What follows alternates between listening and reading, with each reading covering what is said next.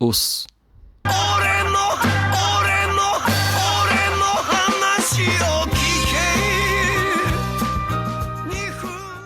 我们上期讲到，德川公仪的正统性来自于京都晋理的授权和认证。晋理敕封德川公方为征夷大将军，肯定政治领导的地位，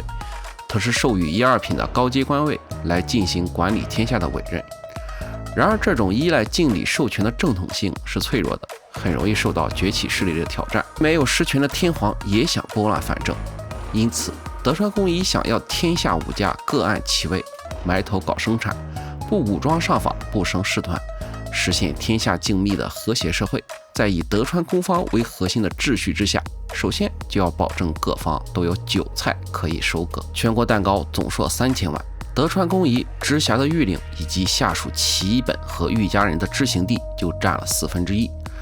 这就保证了自己拥有碾压一切的实力。而公仪之下270御领，按照与德川家的亲疏远近，大致被划分成亲藩、普代以及外样3类。亲藩就是和德川家休戚与共的家里人。大泉县德川家康生前有11个儿子，大儿子松平信康被他下令自裁，献祭给了织田信长。手握天下3名枪之一御守处的武勇爆表的二儿子结城秀康，关原合战之后受封越前国，成了德川宗家的一个分支。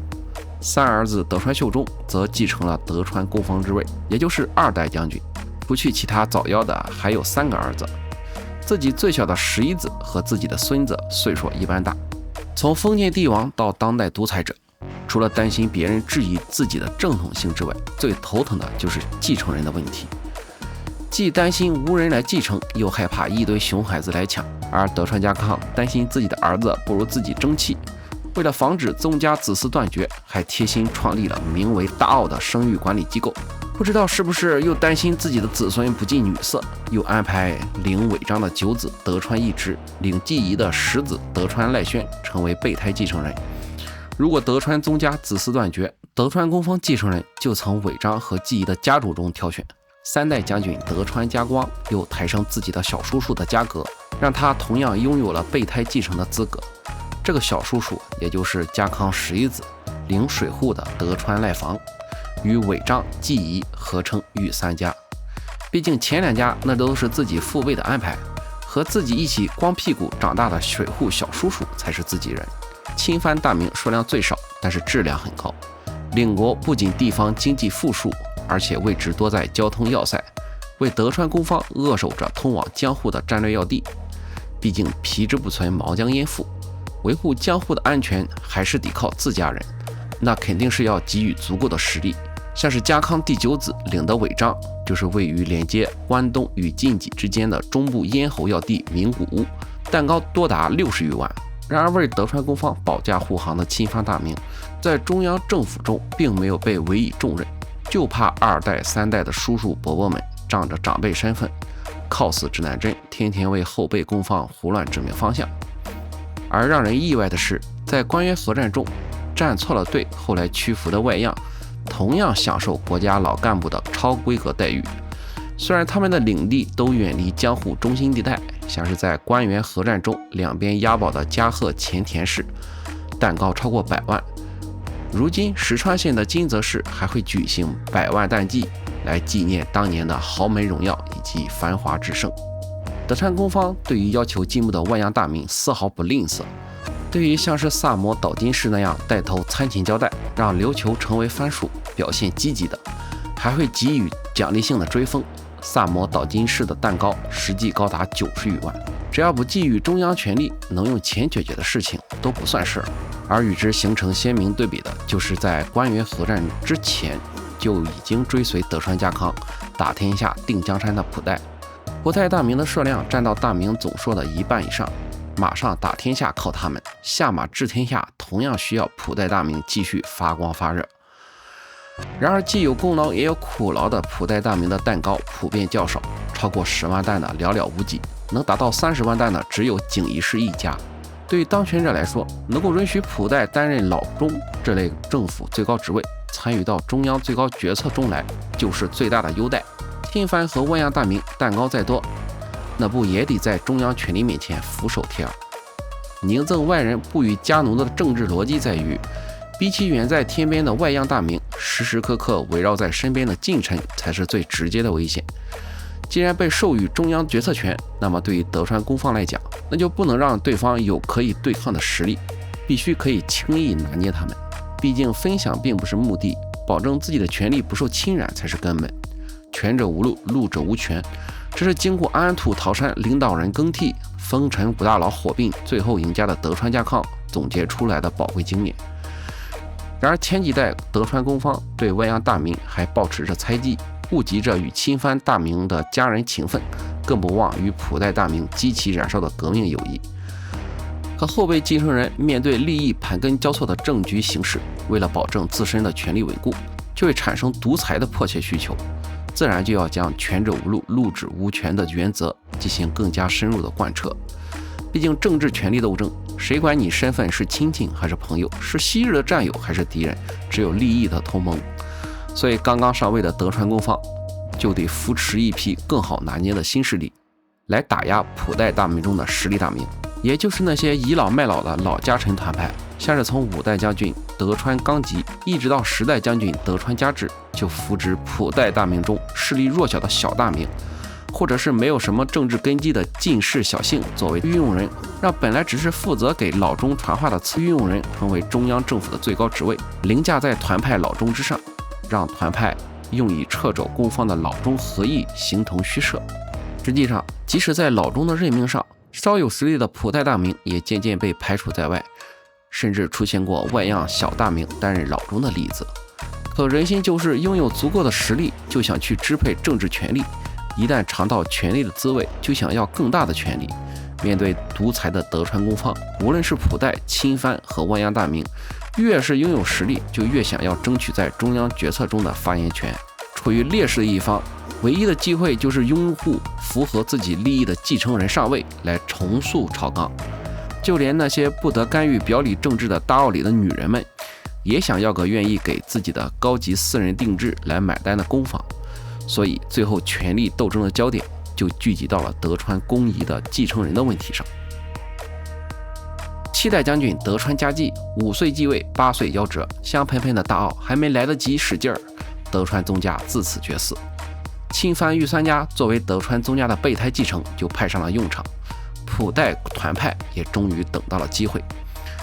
此时御三家中的水户当主德川纲条已经60岁，被嫌弃太老了，那么只剩下尾张的当主德川继友和继仪的当主德川吉宗。而德川吉宗用取消御用人、恢复老中合议作为条件，与团派达成政治同盟，获得了支持，来对抗掌权的御用人兼部权房支持的德川继友。最终团派在获得大奥里6代将军的御台所天鹰院的支持，成功将继仪的德川吉宗扶上位。说起天鹰院，这也是团派的老搭档，一起制造了大奥女中私通南宫关、会岛生岛事件，来打击7代小将军的生母月光院的势力。也就是说，团派们早早就开始了布局。而德川吉宗也是一代雄主，作为德川家康的曾孙，根正苗红的4代，还真能被这群老家奴给拿捏住。继承德川宗家成为德川攻方以后，表面上将御用人降格为御取次，置于老中之下，实际上依然重用身边的齐本小姓作为御取次，将老中团派架空，搞定了底下人。没想到自己家里人也不懂事儿，在德川吉宗推行中央财政深化改革工作的享保改革时，遭到了尾张家当主德川宗春的抵制。这位德川宗春就是与德川吉宗争夺继承人位置德川继友的弟弟。从这件事以后，为了让亲藩大名能够安分守己，从而巩固宗家攻方的权威，德川吉宗决定以后德川继承人只能出于我继仪一门，如果继仪本家没有子孙接班，就让2子德川宗武的田安家与4子德川宗仪的义桥家来继承攻方之位。田安家、义桥家加上后来9代将军家重又添加的清水家，这3家被称为清三家，取代了之前的御三家。11代将军德川家齐把权斗当作爱好，热衷那种扶植一批、打倒一批、拉拢一批又压制一批的权力游戏。自己的权力是稳固了，可这种内部权力的拉锯赛，使得中央政府高层不再以实际解决社会矛盾和问题当作首要责任，反而首先要考虑如何保证己方的势力。而收割民营业主的宽政改革的失败，加上接二连三的天灾，导致日本各阶层处于崩溃的边缘，底层人民在温饱线上挣扎，恶意维权的群体事件频发，各领大名地方债务高筑，濒临破产，急需公仪来帮助疏解财困。而这些烂摊子全留给了12代将军德川家庆。46岁才继承公方的德川家庆，实际掌握权力时已经50岁，对于政治和权力既没有精力，也没有了兴趣。然而恰巧此时，清国被欧洲蛮夷击败的事情传到了日本，引起了全国上下的震撼。而在天宝8年，浦贺奉行不问缘由，炮击了护送日本流民回国的美国商船马里逊号。当得知偌大的清国竟然被不开化的蛮夷击败，不免会担心自己遭受的打击报复，又联想到北方匪俄接二连三的窥探，于是国土安全议题就成了争夺中央政治话语权的焦点。而公方嘉庆看着自己那个得了小儿麻痹症的独子，想到了唯一挽救德川公仪的办法，就是让少有英名清三家之一的义桥家当主庆喜成为公方的继承人。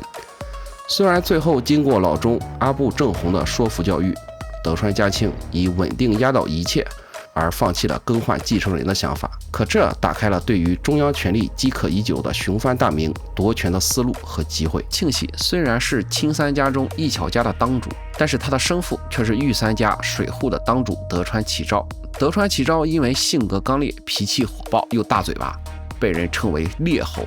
又因为指责大奥里的女人们搞高级定制、买名牌包包是败家娘们儿，被骂成臭流氓。义桥庆喜来继承公方之位，大奥里的女人们第一个不同意。更为关键的是，义桥庆喜的背后可不光是亲藩大名的势力，更有外样雄藩的支持。让义桥庆喜成为继承人，那就意味着一次规模空前的权力洗牌。已经200多岁老态龙钟的德川公仪，怎么可能经受住这样的折腾？当黑船来航，嘉庆崩御，年少体弱的13代将军德川家定镇不住场面，公仪老中在亲藩和外样大名煽动的攘夷舆论下，对于开国问题态度暧昧，控制不住局面，直到普代大名中的赤鬼景一世直弼勇毅果断，不仅迅速确定了公方继承人，还不顾京都近里的反对，主动与各国开国通商，并将亲藩和外样大名的势力从中央政府驱逐出去。只可惜没有来得及再为公仪续上几口气，这鬼景仪就在应天门外被刺身亡，中央政府就再也没有了掌舵人。虽然义桥庆喜最后还是在外样以及其他亲藩的帮助下成功继承了公方之位，可最后还是葬送了德川家的天下。外样大名以为自己凭借拥护之功可以获得中央权力，结果发现德川家门还是不想与外人分享，最终两者撕破脸，反而成就了下级武士发起的御一心，一场权力游戏，最后只不过是场零和游戏。那么问题来了，下级武士是如何异军崛起的呢？而造成这个结果的，反而就是公仪家族德川家康。我们下期再谈。